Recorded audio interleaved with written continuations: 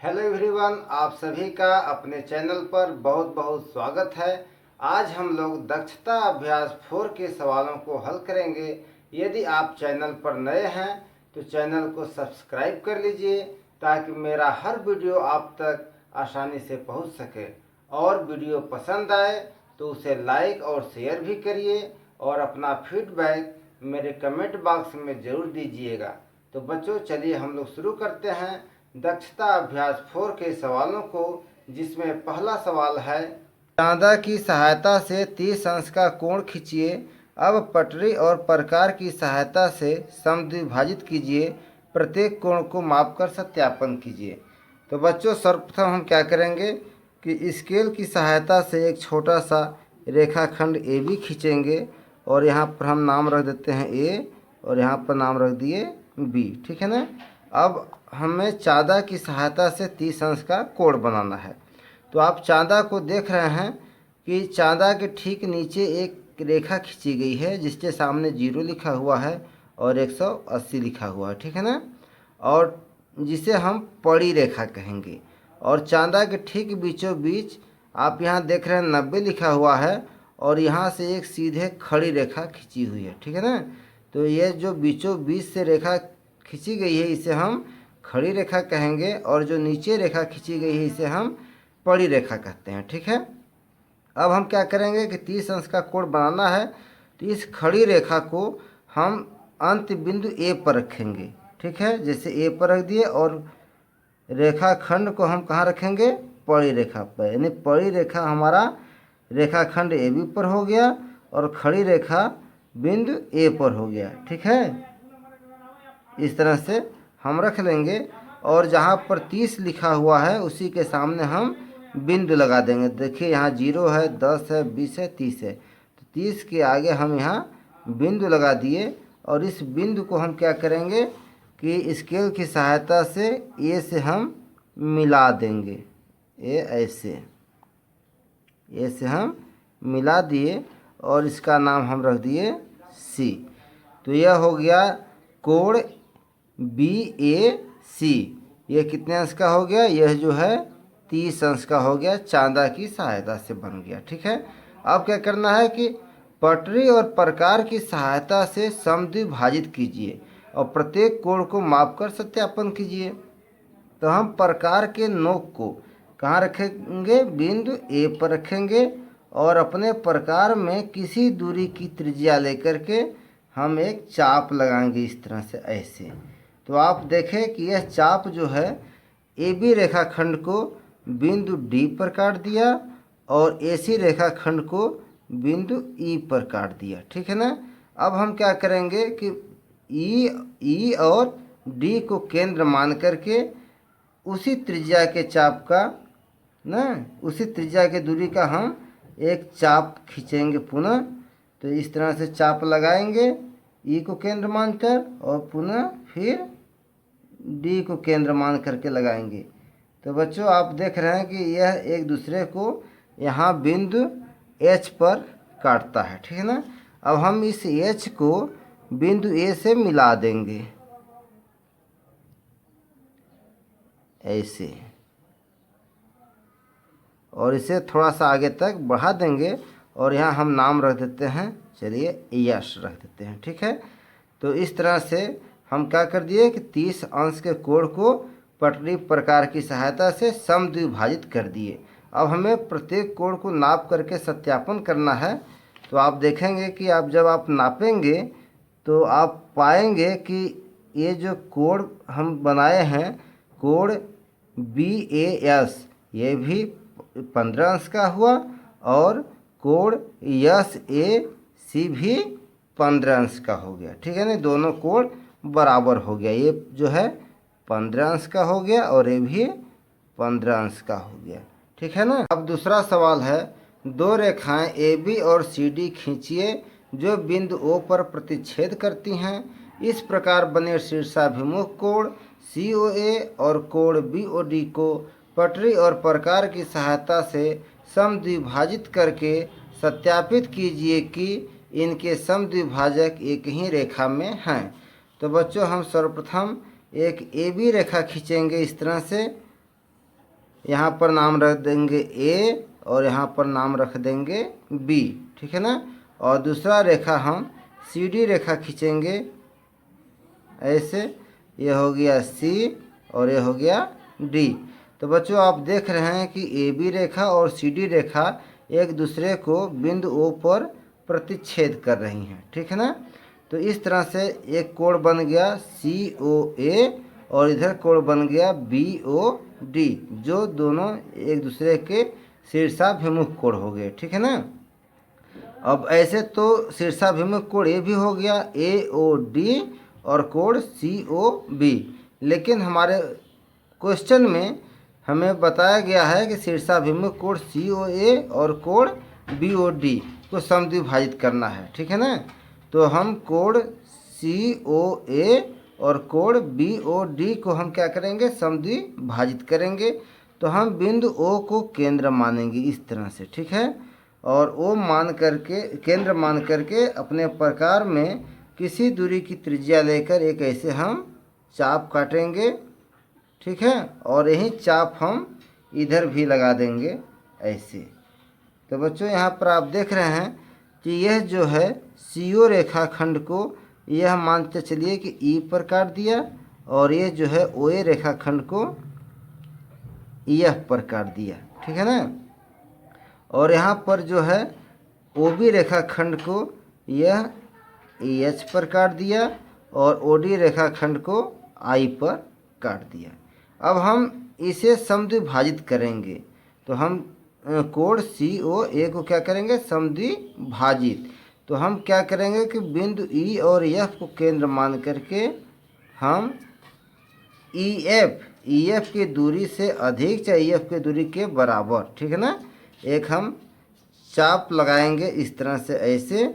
और यही चाप हम ई एफ को केंद्र मान कर लगाएंगे, जो एक दूसरे को यहाँ पर काट दिया। अगर मान चलिए कि यहाँ पर के पर काट देता है, ठीक है ना। और फिर हम इधर भी वही काम करेंगे कि एच को केंद्र मान करके हम एक चाप ऐसे लगाएंगे और यही त्रिज्या का चाप हम आई को केंद्र मान करके ऐसे लगाएंगे, जो कि एक दूसरे को यहाँ पर यल पर काट दिया, ठीक है। अब हम क्या करेंगे कि के को ओ से मिला देंगे और यल को ओ से मिला देंगे। तो जब के को ओ से मिलाइए ऐसे, तो के को जब ओ से मिलाएंगे तो ऐसे बन गया, ठीक है ना। अब यहाँ यल को हम ओ से मिला देते हैं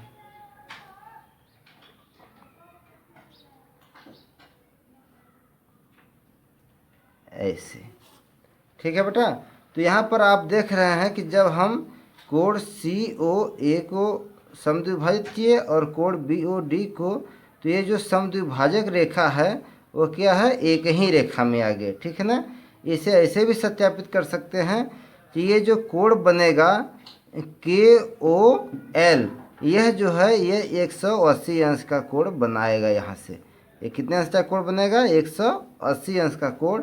तो जब 180 अंश का कोण बनेगा तो ये जो के ओ रेखा और येलो रेखा होंगे वह एक सीध में होंगे, यानी एक रेखा पर होंगे, ठीक है ना। तीसरा सवाल है, एक अधिक कोण कोण पी क्यू आर तथा एक न्यून कोण कोण ए बी सी खींचिए। इन दोनों के अंतर के बराबर कोण की रचना कीजिए। बनाए गए कोण की माप बताइए। यह एक न्यून कोण है या अधिक कोण है। तो बच्चों हम एक क्या करेंगे कि अधिक कोण पी क्यू आर खींचेंगे, ठीक है ना। तो अधिक कोण का मतलब आप जानते हैं कि वह कोण जो 90 अंश से अधिक हो उसे हम अधिक कोण कहेंगे, और वह कोण जो 90 अंश से छोटा हो उसे हम न्यून कोण कहते हैं। तो चलिए एक हम जो है अधिक कोण अर्थात 90 अंश से बड़ा का कोण खींचते हैं, ठीक है ना। तो इस तरह से हम कोण बनाते हैं 90 अंश से अधिक का, और इसका नाम हम रख देते हैं पी क्यू आर। यह हो गया पी क्यू आर, ठीक है, यह अधिक कोण हो गया। और दूसरा कोण एक न्यून कोण बनाते हैं जो कि 90 अंश से छोटा रहेगा। तो इस तरह से हम एक न्यून कोण खींच देते हैं, ठीक है। ऐसे। इसका हम नाम रख देंगे ए, बी और सी। ठीक है, तो यह न्यून कोण हो गया और ये क्या है, यह अधिक कोण हो गया। अब हम एक कोण की रचना करेंगे जो कि अधिक कोण और न्यून कोण के अंतर के बराबर होगा। ठीक है, तो चलिए एक हम रेखाखंड छोटा सा खींचते हैं और इसका नाम हम रख देते हैं वाई जेड। ठीक है, अब हम क्या करेंगे कि हम अधिक कोण पी क्यू आर को पी क्यू आर के कोण क्यू पर हम क्यू को केंद्र मान करके अपने प्रकार में किसी दूरी की त्रिज्या का एक हम ऐसे चाप काटेंगे। ठीक है, इस तरह से चाप काटें और यह चाप जो है आप देख रहे हैं कि क्यू आर रेखा को चलिए यस पर काट दिया और क्यू पी रेखा को टी पर काट दिया। ठीक है ना, और इसी दूरी का चाप हम बिंदु बी को केंद्र मानकर लगाएंगे इस तरह से ऐसे। तो आप देखें कि यह चाप जो है बीसी रेखाखंड को ई पर काट दिया और ए बी रेखाखंड को एफ पर काट दिया। ठीक है, अब हम सेम दूरी का जितना हम यहाँ पर चाप लिए थे वही चाप हम यहाँ पर लेंगे और वही चाप हम यहाँ पर y को केंद्र मान करके लगाएंगे, खींचेंगे ऐसे। ठीक है, एक चाप हम ऐसा लगा दिए उसी दूरी के त्रिज्या का। अब हम क्या करेंगे कि आप यहाँ देख रहे हैं कि जो एक्स वाई जेड रेखाखंड है उसे मान के चलिए कि यह कहाँ पर काट दिया, एल बिंदु पर काट दिया। ठीक है ना, अब जो है हम एस टी की दूरी अपने प्रकार में भरेंगे इस तरह से। एस टी की दूरी हम अपने प्रकार में भर लिए। ठीक है, एस टी की माप जो है अपने प्रकार में भरेंगे और वही माप हम यल को केंद्र मान करके ऐसे काट देंगे। चाप काट दिए ना यहाँ पर, जो कि बिंदु एम पर काटा है। ठीक है, अब क्या करेंगे कि फिर हम न्यून कोण ए बी सी का जो चाप है ई एफ उसके दूरी को नापेंगे अपने प्रकार से। नाप करके आप देख रहे हैं ना, इतना आया, इस तरह से नाप दिए हम और यही दूरी का चाप हम यहाँ एम को केंद्र मान करके नीचे की तरफ काटेंगे, यहाँ पर रखेंगे, एम को केंद्र मानेंगे और हम ये ऐसे लगा दिए। ठीक है, ये यही दूरी है, ई एफ के बराबर है। देखिए ई एफ देख रहे हैं ना, ई एफ की जो दूरी है उसी दूरी का हम त्रिज्या लेकर के एम को केंद्र मान करके हम क्या किए, नीचे की तरफ इसे चाप काटे, जो कि पहले वाले चाप को बिंदु एन पर काट दिया। ठीक है ना, अब हम क्या करेंगे, एन को वाई से मिला देंगे ऐसे।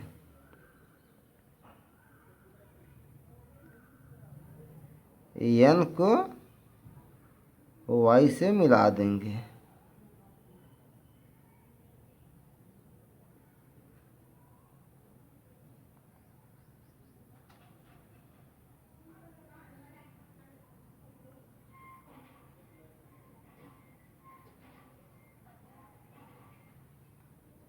ये ऐसे हम मिला दिए और इसका नाम हम रख दिए ए एक्स।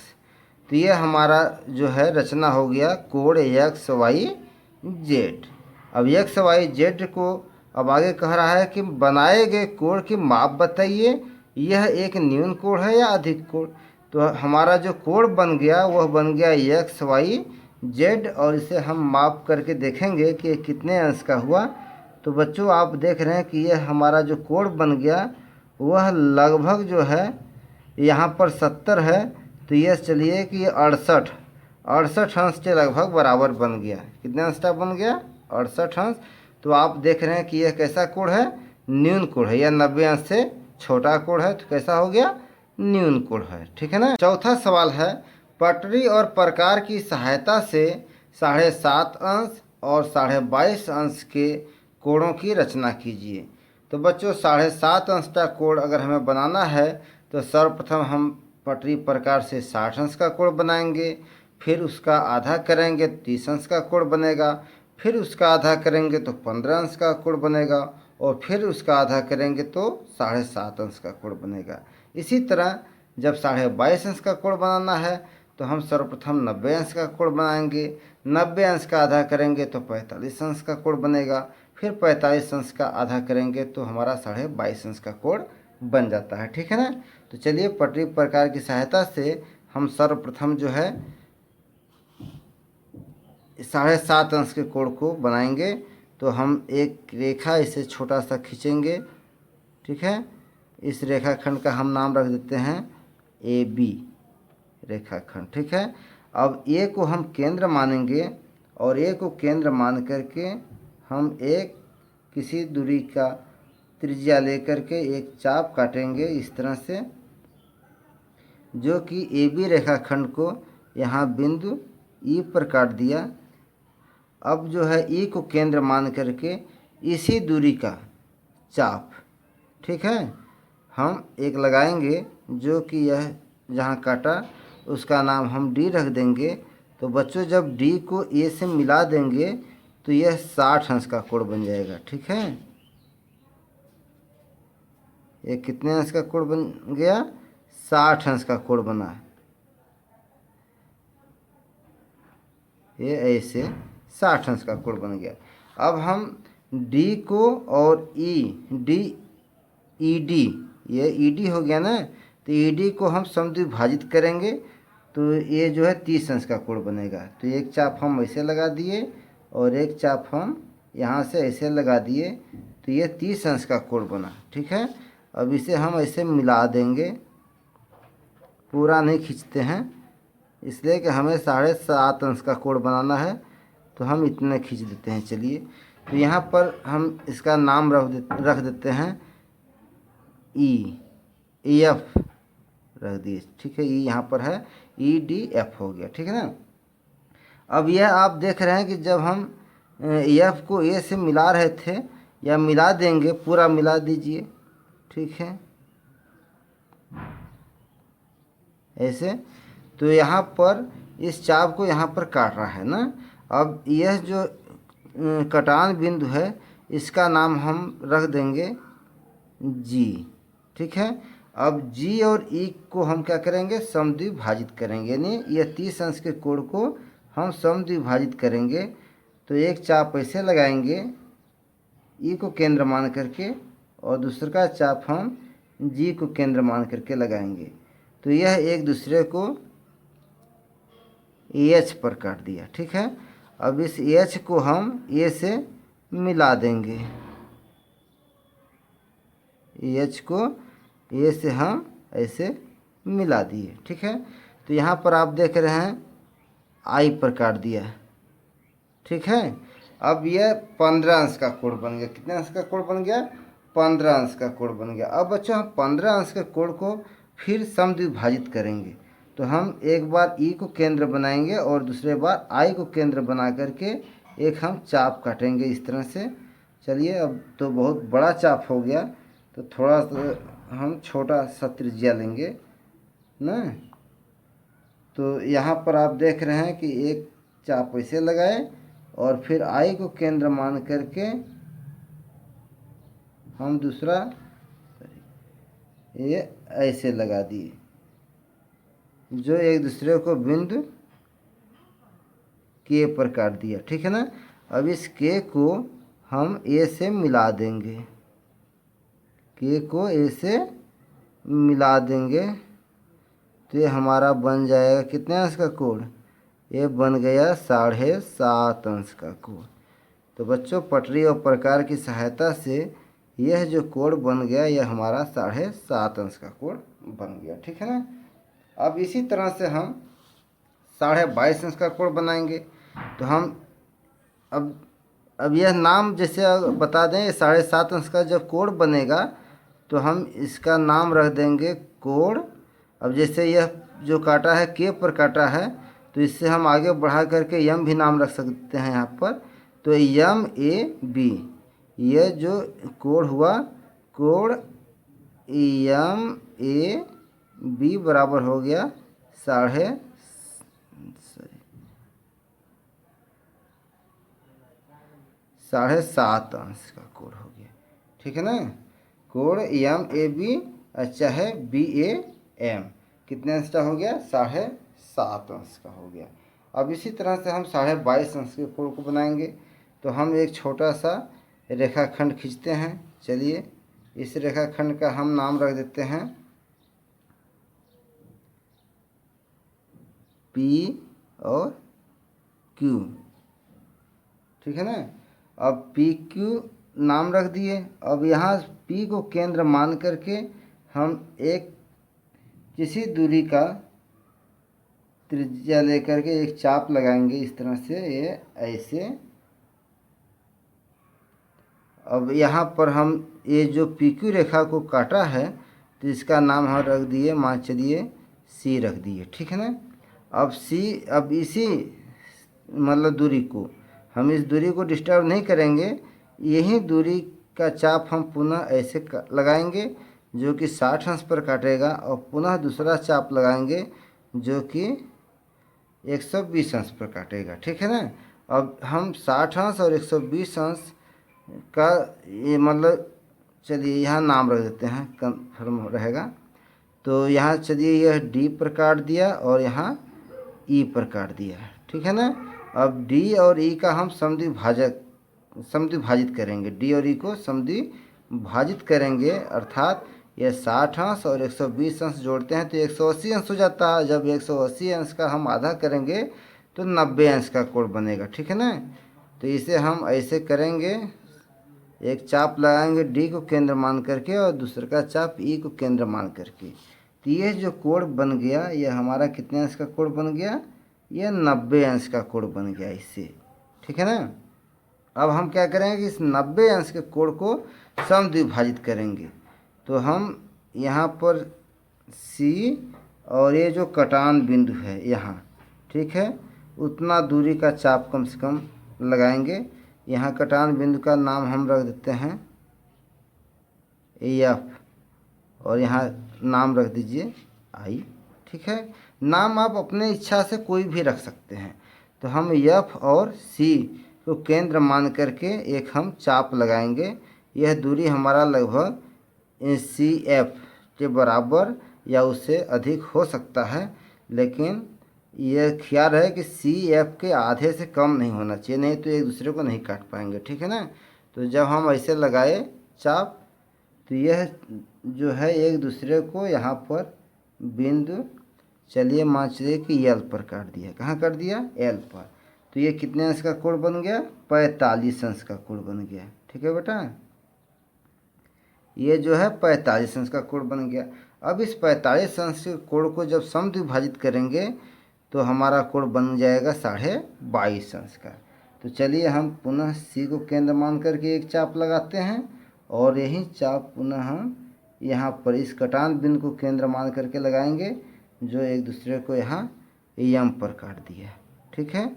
और इस M को जब हम P से मिला देंगे, ये ऐसे M को P से मिला देंगे और इस रेखा को आगे तक बढ़ाकर इसका नाम हम रख देते हैं R, ठीक है। तो इस तरह से हमारा जो कोण RPQ हुआ चाहे QPR हुआ, कोण RP और Q ये हो गया 22.5 अंश का, ठीक है ना। ये कोण कितने अंश का बन गया, ये वाला यहाँ से यहाँ तक ऐसे ये बन गया 22.5 अंश का कोण बन गया, ठीक है।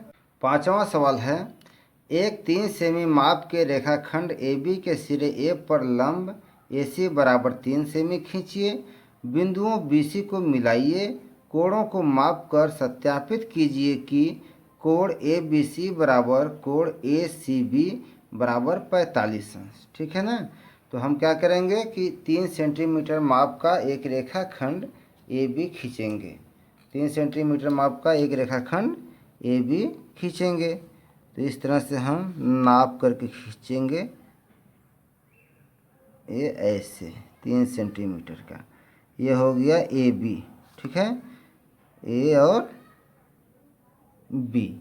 अब क्या करना है कि ए पर लंब ए सी 3 सेमी खींचना है।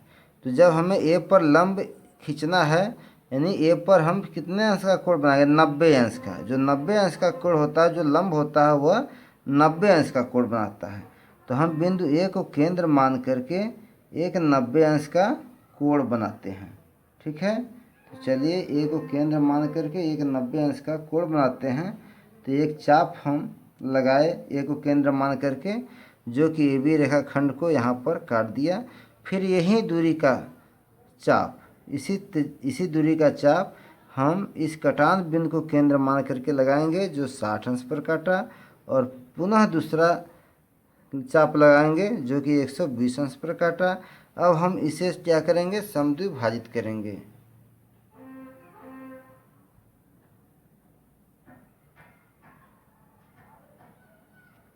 हम इसे समद्विभाजित करेंगे तो एक दूसरे को जो है इस तरह से काटेगा, ये ऐसे एक दूसरे को यहाँ पर काट दिया, ठीक है, ऐसे। अब हम क्या करेंगे कि इसे हम मिला देंगे ये से। तो ये ए पर लंब हो गया, ठीक है। अब कह रहा है कि ए पर लंब ए सी बराबर 3 सेमी खींचिए। तो हम ए सी बराबर 3 सेमी खींचना है। तो जितना दूरी ए बी का है उतने दूरी हम प्रकार में ले करके, ठीक है, ये 3 सेमी का है तो हम एक ऐसे चाप लगा देंगे, यहाँ पर काट दिया, ठीक है। इसका नाम हम रख देते हैं सी। अब हम सी को बी से मिला देंगे, ऐसे मिला दिए। तो यहाँ पर आप देख रहे हैं कि ये 90 अंश का कोण बन गया। यह 3 सेंटीमीटर है, ठीक है, ए बी। तो ये ए सी भी 3 सेमी का होगा, 3 सेमी का होगा। अब आगे क्या है कि बिंदु बी सी को मिलाइए, बी सी को हम मिला दिए। कोणों को माप कर सत्यापित कीजिए कि कोण ए बी सी, यानी जो कोण ए बी सी है, ए बी सी, यह कोण और कोण ए सी बी कितने का है, 45 अंश का है, ठीक है ना। तो बच्चों जब दो भुजा सेम हो, बराबर हो, जैसे ए बी भुजा बराबर 3 सेंटीमीटर है और ए सी भी भुजा 3 सेंटीमीटर का है, ठीक है। तो यहाँ पर जो ए बी के सामने का कोण क्या है, सी है, और ए सी के सामने का कोण बी है। तो जब दो भुजा बराबर हों तो दोनों के सामने जो कोण बनता है वो भी बराबर बनता है, ठीक है। तो कोण सी बराबर होगा कोण बी के, ठीक है। और एक चीज़ और भी जानते हैं कि त्रिभुज के तीनों अंतःकोणों का योगफल कितना होता है, 180 अंश होता है। तो यहाँ कोण ए प्लस कोण सी और प्लस कोण बी बराबर कितना हो जाएगा, 180 अंश। तो यहाँ कोण कितना है, कोण ए बराबर है 90 अंश, है कि नहीं है। कोण ए बराबर 90 अंश, तो कोण 90 अंश। अब प्लस यहाँ कोण सी और कोण बी बराबर हैं, तो हम कोण सी के जगह हम कोण बी लिख सकते हैं, और प्लस कोण बी, यह बराबर होगा 180 अंश के। तो यहाँ कोण 90 अंश और प्लस कोण बी, और कोण बी जब जोड़ेंगे तो यह 2 कोण बी हो जाएगा, ठीक है ना, बराबर हो गया 180 अंश। तो 2 कोण बी बराबर कितना हो जाएगा, जब पक्षांतर करेंगे तो यह 180 अंश माइनस 90 अंश, तो बराबर हो गया 2 कोण बी बराबर हो गया कितना, 90 अंश। 180 अंश में से 90 अंश आप घटा देंगे तो 90 अंश हो गया। तो जब दो कोण बी बराबर 90 अंश, तो कोण बी बराबर कितना हो गया, 90 अंश बटा 2 बराबर 45 अंश। तो जब बच्चों जब कोण बी 45 अंश हुआ तो कोण सी भी 45 अंश का हो जाएगा, ठीक है ना। तो इस तरह से हमारा कोण कोण ए बी सी बराबर कोण ए सी बी बराबर कितना हो जाएगा 45 अंश। ठीक है, तो बच्चों इस तरह से आज बस इतना ही। जहाँ तक मुझे आशा है कि आप लोगों को यह सवाल वीडियो पसंद आ गया होगा। अब शेष सवाल हम नेक्स्ट वीडियो में बताएंगे। तब तक के लिए आप सभी को बहुत बहुत धन्यवाद।